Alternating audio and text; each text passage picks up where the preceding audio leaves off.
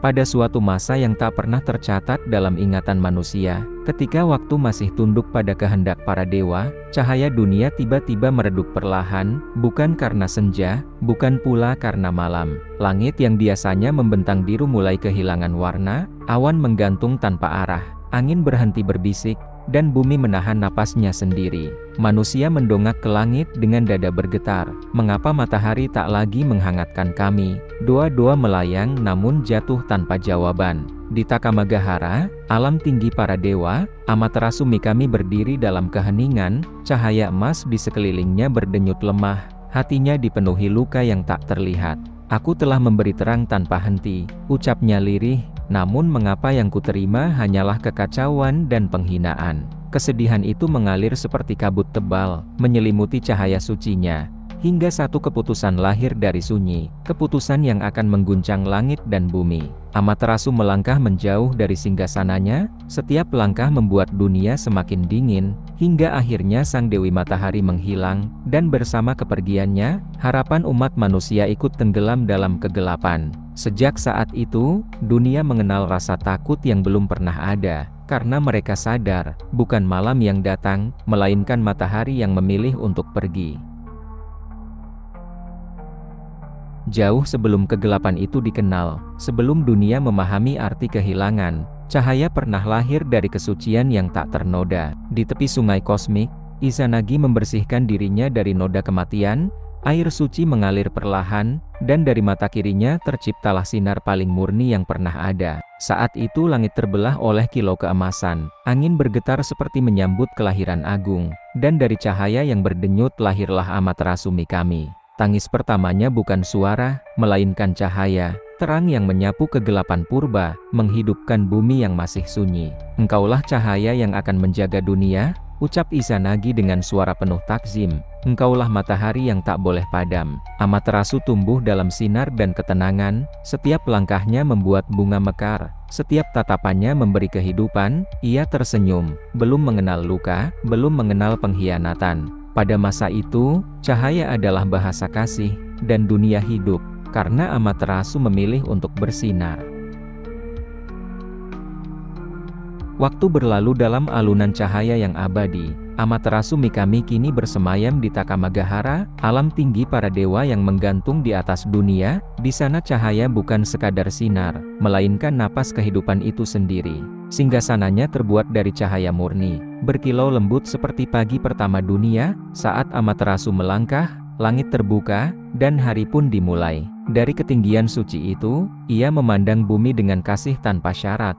Gunung diselimuti hangat, laut memantulkan kilau emas, dan manusia hidup di bawah lindungannya. Selama aku bersinar, dunia tak akan kehilangan arah, ucapnya tenang, seolah berbicara pada angin dan waktu. Para dewa menunduk penuh hormat, karena mereka tahu, bukan kekuatan yang membuat Amaterasu agung, melainkan kesediaannya untuk terus memberi, tanpa meminta balasan. Di masa itu, cahaya adalah janji, dan Amaterasu adalah penjaga keseimbangan antara langit, bumi, dan jiwa manusia. Namun bahkan cahaya paling murni tak selalu hidup tanpa bayangan. Di Takamagahara, angin mulai membawa kegelisahan, saat Susanoo, saudara Amaterasu, datang dengan tawa yang kasar dan amarah yang tak terkendali. Ia merusak ladang suci, mengotori istana cahaya, dan menertawakan kesabaran sang Dewi Matahari. Dunia terlalu tenang di bawah cahaya lembutmu, ucap Susanoo dengan nada menantang. Biarkan kekacauan menguji kekuatanmu. Amaterasu terdiam, bukan karena takut, melainkan karena hatinya retak perlahan. Aku menjaga keseimbangan, jawabnya lirih, bukan untuk dihancurkan oleh keangkuhan. Namun luka telah tertanam, setiap penghinaan menjadi bayangan, setiap kekacauan menggerogoti cahaya di dadanya. Untuk pertama kalinya, Amaterasu merasakan sesuatu yang asing, bukan amarah, melainkan kelelahan jiwa. Cahaya di sekelilingnya meredup, bukan karena dunia, melainkan karena hatinya sendiri mulai terluka. Dan dari luka itulah, takdir kelam dunia mulai berakar. Luka itu akhirnya menjadi keputusan, keputusan yang lahir dari sunyi terdalam. Tanpa amarah, tanpa teriakan, Amaterasu Mikami melangkah menjauh dari istana cahaya, Langkahnya perlahan, namun setiap jejaknya membuat langit semakin berat. Ia tiba di Eme no Iwato, gua suci yang tersembunyi di balik bebatuan langit, tempat bahkan cahaya ragu untuk masuk. Aku tak ingin dunia melihat lukaku, ucapnya pelan, seolah berbicara pada dirinya sendiri. Dengan tangan gemetar, Amaterasu menutup pintu batu raksasa, dan seketika, cahaya terakhir padam. Di dunia manusia, matahari menghilang tanpa peringatan, siang tak pernah datang, malam membeku tanpa bintang. Manusia menangis dalam gelap, anak-anak menggigil, dan doa-doa dipanjatkan dengan suara putus asa. Di mana cahaya, di mana sang Dewi Matahari? Namun gua itu tetap sunyi. Amaterasu duduk dalam kegelapan, memeluk lututnya. Air mata jatuh tanpa cahaya. Untuk pertama kalinya, cahaya memilih diam, dan dunia pun belajar betapa rapuhnya kehidupan tanpa kehadiran matahari.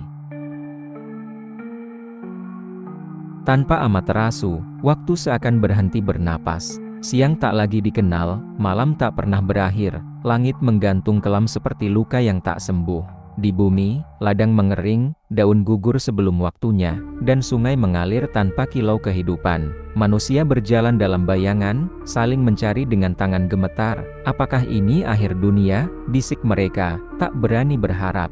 Dalam kegelapan itu, roh-roh jahat bangkit perlahan, mengisi ruang yang ditinggalkan cahaya. Tawa mereka bergaung, mengoyak keheningan malam abadi. Di Takamagahara, para dewa berkumpul dengan wajah cemas, cahaya mereka pun ikut melemah, karena matahari adalah pusat segalanya. Jika Amaterasu tak kembali, dunia akan runtuh, ucap salah satu dewa dengan suara bergetar. Namun tak ada yang berani mengetuk gua suci, karena mereka tahu, yang terluka bukan hanya cahaya, melainkan hati sang Dewi Matahari sendiri. Sementara itu, di balik pintu batu Eme no Iwato, Amaterasu duduk dalam diam, mendengar jeritan dunia, namun belum mampu bangkit.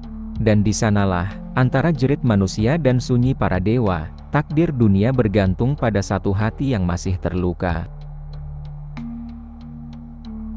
Ketika harapan hampir padam, seorang dewi melangkah maju, Emi no Uzume, Dewi Tawa dan Kegilaan Suci. Ia memandang gua Eme no Iwato, dan berkata dengan senyum tipis, cahaya tak selalu dipanggil dengan air mata, kadang ia bangkit oleh tawa. Uzume berdiri di hadapan para dewa, di tepi kegelapan yang menelan dunia, lalu ia mulai menari. Bukan tarian anggun, melainkan tarian liar penuh kehidupan. Langkah kakinya menghentak bumi, lonceng kecil di pergelangan tangannya berdenting. Tawa meledak dari dadanya, mengoyak sunyi yang membeku. Para dewa terdiam, lalu tertawa, satu persatu, hingga suara riang menggema ke langit gelap. Di balik pintu batu, Amaterasu mendengar kegaduhan itu, alisnya berkerut. Apa yang membuat kalian bersuka cita, saat dunia tenggelam dalam gelap? Bisiknya. Rasa penasaran menyentuh hatinya, cahaya kecil bergetar di dadanya. Untuk pertama kalinya sejak lama, ia ingin melihat dunia kembali. Dan di sanalah, di antara tawa dan tarian, sebutir harapan mulai menyala.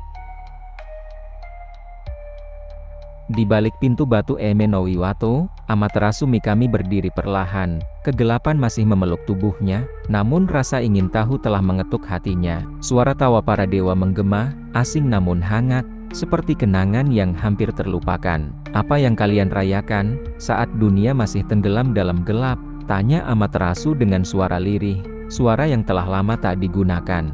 Di luar gua, para dewa menahan napas, Uzume tersenyum, dan tanpa kata, mereka meletakkan sebuah cermin suci, Yata nomor Kagemi, di hadapan pintu batu. Amaterasu melangkah mendekat, sedikit demi sedikit, hingga cahaya tipis dari tubuhnya menyentuh permukaan cermin. Ia terdiam. Di sana, ia melihat dirinya sendiri, bukan dewi yang terluka, melainkan cahaya yang masih utuh, masih indah, masih dibutuhkan. Apakah itu aku? Bisiknya dengan mata bergetar. Untuk pertama kalinya, Amaterasu merasakan keraguan, bukan pada dunia, melainkan pada keputusannya sendiri. Cahaya di dadanya berdenyut, perlahan namun nyata, dan kegelapan pun mulai kehilangan kuasanya. Hening menyelimuti mulut gua, saat Amaterasu Mikami melangkah maju, satu langkah kecil, namun cukup untuk mengubah dunia. Kakinya menyentuh cahaya, dan kegelapan mundur perlahan, seolah tak sanggup menahan sinar yang bangkit. Jika cahaya ini masih dibutuhkan, ucap Amaterasu dengan suara bergetar, maka aku akan kembali bersinar. Saat tubuhnya keluar sepenuhnya dari Eme no Iwato, cahaya emas meledak ke langit, menembus awan gelap, membelah malam abadi. Di bumi, matahari kembali terbit, gunung bersinar, laut berkilau, dan kehidupan berteriak dalam diam. Para dewa menunduk, bukan karena takut, melainkan karena haru. Amaterasu berdiri tegak, cahayanya kini lebih hangat, lebih bijaksana, lahir dari luka, dan bangkit oleh harapan. Dunia bernapas kembali, karena Sang Dewi Matahari telah memilih untuk pulang. Cahaya kembali memenuhi langit, namun dunia tak lagi sama, karena kegelapan telah mengajarkan makna kehilangan. Amaterasu Mikami kembali ke singgasananya, bukan sebagai cahaya yang polos, melainkan sebagai cahaya yang memahami luka. Ia memandang dunia dengan mata yang lebih dalam, melihat manusia bukan sekadar makhluk kecil, melainkan jiwa-jiwa rapuh, yang hidup oleh harapan. Cahaya bukan hanya untuk menerangi, ucap Amaterasu dengan suara lembut, tetapi untuk menguatkan mereka, yang berjalan dalam gelap. Sejak hari itu, matahari terbit bukan sekadar pertanda pagi, melainkan janji, bahwa setelah malam terpanjang, cahaya akan selalu kembali. Legenda Amaterasu hidup dalam doa, dalam ritual, dan dalam hati mereka, yang pernah hampir menyerah. Karena dunia belajar satu kebenaran abadi, bahwa cahaya sejati lahir bukan dari kesempurnaan, melainkan dari keberanian, untuk kembali bersinar.